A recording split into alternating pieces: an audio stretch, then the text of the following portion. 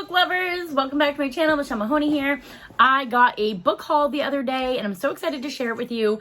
I'm going to look through all these books. I have not looked through them yet, and I'm going to tell you ones I'm going to keep and ones I'm going to put right onto my Pango book site, because some of them maybe I've already read or I'm not interested in read, but I don't know. Let's see. Let's get down to it. Let's see what I have. Okay, so the first book in here, it's Jennifer Weiner, Fly Away Home. I like her in general, so that seems good. I like the cover of it. It seems like it's definitely maybe mother-daughter or like girlfriends. I see sorrow, beautifully descriptive paragraphs. Passages. Hilarious, heartbreaking, and insightful. Romantic formula with humor and literary sensibility. I don't know. Should we read the whole thing? When Sylvie Surfer met Richard Woodruff in law school, she had wild curls, wild hips, and lots of options. Decade later, Sylvie has remade herself as the ideal politician's wife. Her hair dyed and straightened, her hippie chick wardrobe replaced by tailored knit suits. At 57, she ruefully acknowledges that her job is staying 20 pounds thinner than she was in her 20s and tending to her husband, the senator. Lizzie, the Woodruff's younger daughter, is a 24-year-old recovering addict whose mantra, halt, hungry, angry, lonely, tired, helps her keep her life under control. Still, trouble always seems to find her. Her older sister, Diana, an emergency room physician, has everything Lizzie failed to achieve. A husband, a young son, a perfect home, and yet she's trapped in the loveless marriage. With temptation waiting in one of the ER exam rooms, she finds herself craving more. After Richard's extramarital affair makes headlines, the three women are drawn into the painful glare of the national spotlight. Once the press conference is over, each is forced to reconsider her life, who she is, and who she's meant to be. Written with an irresistible blend of heartbreak and hilarity, Fly Away Home is an unforgettable story of a mother and two daughters who, after a lifetime of distance, finally learn to find refuge in one another. I love it. That sounds really good. I think this will definitely be something that I put on my TBR list, maybe even for like a nice beach read, and then I would put this on my Pango. So I think I'm going to keep this right away initially. It sounds like a really good, like heartwarming, eventually, story. Winners by Danielle Steele. Let's see here. Lily Thomas is an aspiring ski champion training for the Olympics, a young woman with her heart set on winning the gold, but in one moment, Lily's future is changed forever. Her hopes for the Olympics swept away in a tragic accident. Dr. Jessie Matthews, the neurosurgeon who operates on her that night, endures a tragedy of her own and instantly becomes the sole support of her 4 young children while her own future hangs in the balance. Bill, Lily's father, has pinned all his hopes on his only daughter, his dreams now shattered. Others' lives will intertwine themselves with theirs. Joe, a financial manager, faces a ruined career at the hand of the dishonest partner. Carol, a psychologist at Mass General, is a breast cancer survivor, her body and heart scarred by what she's been through. Teddy, with the spinal cord injury worse than Lily's, dreams of college and becoming an artist. From the ashes of their lives, 6 people fight to alter the course of destiny and refuse to be defeated. When Bill builds a remarkable rehab facility for his daughter, countless lives are forever altered and each becomes a winner. Winners is about refusing to be beaten no matter how insurmountable the challenge, and when Lily gets on the skis again and enters the Paralympics, the battle to breathe life again is won. Winners is more about than surviving. It is about courage, victory, and triumph. When all appears to be lost, the battle has just begun. Definitely sounds cool and interesting.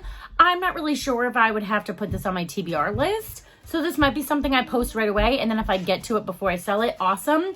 But it's okay. Oh, I love you, baby. I love you. Apparently I have donuts in my office. Okay, whatever. Let's see. The Light We Lost by Jill Santopolo. Intense, deeply moving, absolutely unforgettable. Made me feel everything. Breathlessly heartbreaking, filled with light and hope. This is the romance we're all looking for. Beautiful, powerful, and sexy. Enthralled me, surprised me, and ultimately moved me. These are just some of the things on the back. I mean, just reading those alone is nice. Like, look at the cover. So the couple is obviously like in the gold, and we've got like a city behind them. I mean, it looks really cool. Lucy is faced with a life-altering choice, but before she can make her decision, she must start their story, at the very beginning. Lucy and Gabe meet as seniors at Columbia University on a day that changes them forever. Together, they decide they want their lives to mean something, to matter. When they meet again a year later, it seems fated. Perhaps they'll find life's meaning in each other. But then Gabe becomes a photojournalist assigned to the Middle East, and Lucy pursues a career in New York City. What follows is a 13-year odyssey of dreams, jealousies, and ultimately of love. Lucy will begin a new life with handsome and reliable Darren, while Gabe will travel the world. Their journey will take Lucy and Gabe continents apart, but never out of each other's hearts. And Lucy will find herself asking, was it fate that brought them together? Is it a choice that kept them away? Lucy's powerful voice brings to life the universal truth of first love, of being completely understood for the first time. Emotional and page-turning, The Light We Lost is a devastatingly romantic debut novel with a shattering, unforgettable ending. Wow. I gotta say, I'm not really intrigued still. 2 lives, 2 loves, 1 choice, it says. I'm still, for some reason, like, not totally thrown into it, but the fact that everyone's saying, like, it's unforgettable and deeply moving and all the things, it kind of makes me want to put it on my TBR list. So I think I might, just because the reviews are so great. The cover looks cool. I mean, it sounds okay. I don't know. I think it's just I've been reading so much romance lately. I think that's what it is. My mind is getting hindered, and I'm about to go in like a thriller mode for June. So I think I am going to put on my TBR for my romance. I have to get in the right mindset. But with reviews like that, like, how do you turn it down? Oh, this looks like somehow a little like young adults got stuck in here. The Lighthouse Family, The Storm. So I might give that to my daughter. I'm not going to read about this because this is not going to be a book that I'm going to read. This is like that. So I'll probably give this to my daughter. Cute. Ooh, yes. This one, the cover alone intrigues me. In Lost, different comes at a price. Before I let go, I can't even begin to attempt to pronounce this author's name. So I'm just going to show it here.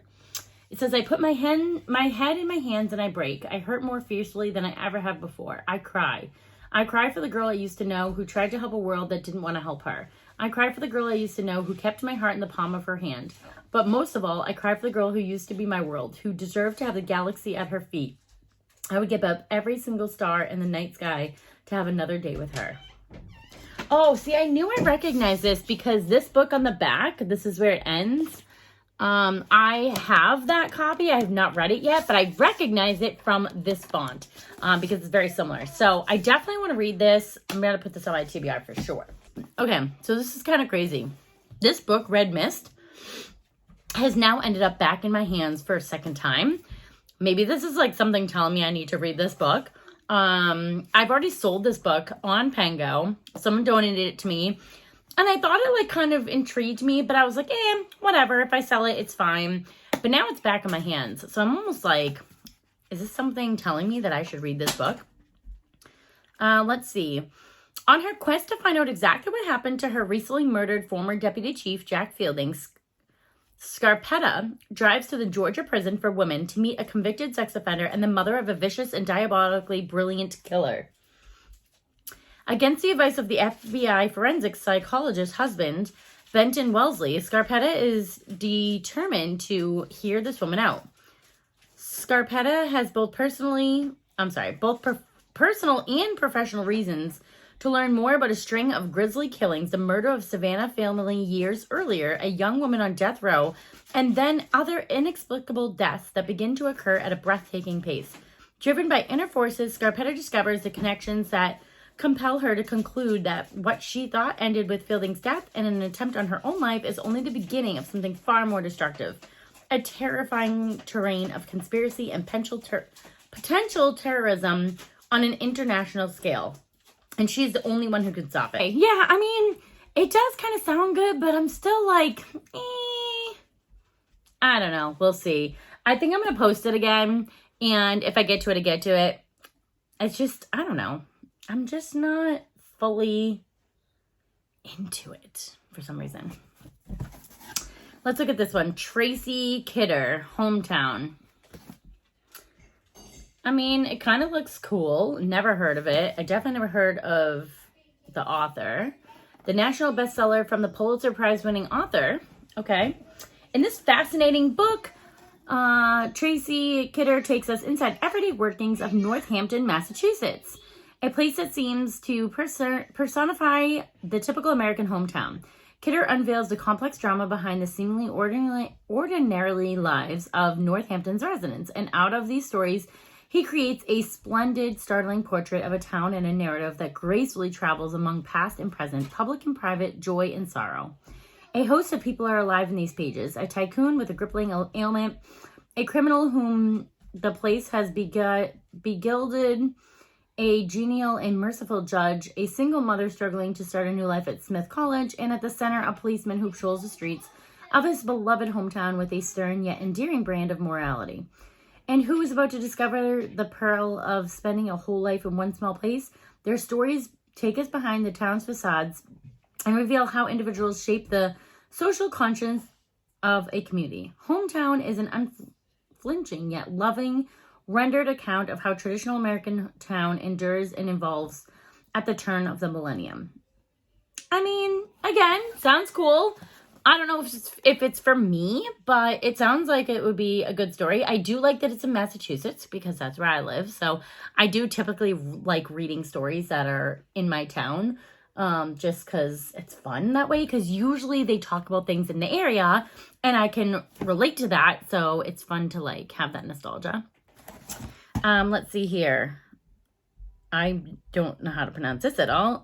Sweet Franchise, a novel. Irene Nemirovsky. I don't even know why I'm trying. Beginning in Paris on the eve of the Nazi occupation in 1940, Sweet Francaise, I don't know, tells the remarkable story of men and women thrown together in circumstances beyond their control. As Parisans flee the city, human folly surfaces in every imaginable way. A wealthy mother searches for streets in town without food. A couple is terrified at the thought of losing their jobs, and even as their world begins to fall apart, moving in a Providence village now occupied by German soldiers, the locals must learn to coexist with the enemy in their town, their homes, and even in their hearts. Whew. Now, this does sound really good to me, but I always say I'm not a history person. I really do. It's just not really, I don't know historical facts. I'm not really good with history, but things like this, like, it does kind of make me want to read it because like these are like real circumstances that really happen to people. And I feel like my way of getting into history is by reading novels like this because it kind of gives me like that view of like what people went through. So this does actually sound pretty intriguing. Someone did annotate this, which is fine. Oh, wow. Look at, there's a lot in the back. I'm wondering if somebody had to read this for like college or something like that. That would sound about right. But yeah, this is like a maybe because this sounds pretty good. I like the thought of like reading, especially the trials and tribulations that people had to go through. Like I can't even imagine. Debbie McCumber, I'm obviously like on board with this probably right away because I love Debbie McCumber. This one's called Navy Families. 2 stories of Navy heroes become family men. Ooh, I don't know. Navy kind of strikes a different part. Navy Baby. It was a night she'd never forget. 2 strangers coming together in a moment of intense desire. But now sheltered Hannah Raymond is expecting a child of a rugged naval seaman she thought she'd never see again. Riley Murdoch has been searching for Hannah for months, ever since their soul-shaking night of passion. Now fate has reunited them. Determined to give this child the chance he never had, Riley marries Hannah. They've created the miracle life together, but is it enough to spark love? Navy Husband. Shanna Berry is her sister's official Navy parenting plan. So despite being unprepared, she's in charge of adorable 9-year-old Jasmine for the next 6 months. Shanna isn't all that close to her niece, but she's trying her best. The little girl has lots of opinions, including ones on Shanna's love life or lack thereof. Shanna, I don't know if I want to say Shanna or Shayna, also doesn't appreciate Jasmine's godfather, Lieutenant Commander Adam Kennedy, constantly checking up on her. She is definitely not looking for a Navy husband, no matter what her meddling niece thinks. So why does infuriating Adam seem so appealing? I mean, you gotta give it to Debbie McCumber. She always gives a great love story. There's just always something about her. So it looks like these are like 2 books in one. I wonder if they intertwine at all. Let's see. Oh yeah, no, it's like 2 books in one because there's a separation like this. So this one says Navy baby, and then this one says Navy husband. But that doesn't actually mean that they can't intertwine. I would imagine that they intertwine at some point, but maybe not. It might just be 2 stories in one. So definitely something I'm going to put on my to-do list, my TBR list. Whispers and Lies by Joy Fielding. Terry Painter enjoys her quiet life in tranquil Delray, Florida, where the single 40-year-old nurse lives alone in the house she inherited from her mother. When young, vibrant Allison Sims rents a cottage on her property, the 2 women strike up a fast friendship, and Terry is swept into a fantastic new life. Dinners out, shopping, makeovers, even flirting with the handsome son of one of her elderly patients. But nothing about her newfound companion is as it appears, as Terry discovers when Allison's closely guarded past comes to light. Now Terry's locked into a race to reclaim her own life before she opens the door any further to the stranger she thought she knew. Ooh, I love it. It kind of does remind me of like a Debbie McCumber, like, hey, like, we're going to figure out this whole like little mystery thing. So like, I do like books like that. I sometimes like a more like the little cheesy, almost predictable kind of story. Oh, so this one made me think of another book I have. Okay, not by the same person, but tell me if I'm crazy. This one's called The Big Love by Sarah Dunn, or Dune. But like, does this not make you think of this? Love Me Back. Like, very similar concept, I feel like, because they're using like those glow lights. Maybe it's just me, but this one's by Merritt Tears, I don't know, Tears maybe. But this made me think of this. This book was, if you haven't already read, seen my review of this one, it was like toxic love, crazy. I don't know what this one's about. This one says lost, love, and sought, sweet and funny. The book to take to the beach this summer. Unpredictable, funny, fresh, sometimes a moving tale about love and life in mid-30 among young professionals in urban Philadelphia. Allison Hopkins is firmly, undoubtedly, and undeniably in love. She and Tom live together, they send wedding gifts as a unit, and most important, they are happy together until an evening Tom goes out in the middle of a dinner party to buy some mustard and doesn't come back. He calls Allison to say that he has fallen back in love with his ex-girlfriend, Kate, the kind of woman about whom men say she's like a drug. How can Allison compete with that? She's always feared that Tom's look would land her in trouble. Having a handsome boyfriend is like owning a white couch, an invitation to disaster. But if Tom isn't Allison's big love, who is? Allison is tempted to take her humiliation and whip it into 700 words for the weekly column she writes about relationships for the local paper. Instead, she decides to treat her newfound freedom as a gift, a shimmering portal to a whole new life, a whole new her. She risks a fling with her boss and makes a delightful discovery that movie sex, like the scene in Fatal Attraction, with the water running down the dishes in the sink, isn't a cinematic fiction. But that it's just love. But that is just the beginning of Allison's quest for the big love, applying her restless intelligence to all the questions of her heart in the modern age as love. In fact, enough. Does an undefined yet presumably meaningless amorous encounter always turn out to be a mistake? What on earth do you tell your mother? Allison plumbs the depths and takes into sights and heights that love can lead to. With a sharp eye, a skeptical wit, and an insatiable appetite for bridging the gulf between men and women, Sarah Dune offers up a delectable first novel that is hilarious and heartbreaking, touching, and true. Seems like something I would read. Definitely curious, especially, like, I love debut novels because, like, this is the first one. I love to see where people start and where they go to, so I'll put this in this pile. Hidden Summit, strong conflict, humor, and well-written characters are Carr's calling cards. This just seems like something that would be on the Hallmark Channel. This is a Harlequin novel. When Connor Danson becomes an unwitting witness to a violent crime, he is forced to leave Sacramento and keep a low profile until the trial's over. He arrives in the tiny mountain of Virgin River with a chip on his shoulder and an ache in his heart. Leslie Pitreau didn't want to leave her hometown either, but she can't stand another minute of listening to her ex-husband tell everyone that his new life and impending fatherhood are the best things that's ever happened to him. Virgin River may not be home, but it's a place where she can be anonymous. Neither Connor nor Leslie is remotely interested in starting a new relationship until they meet one another.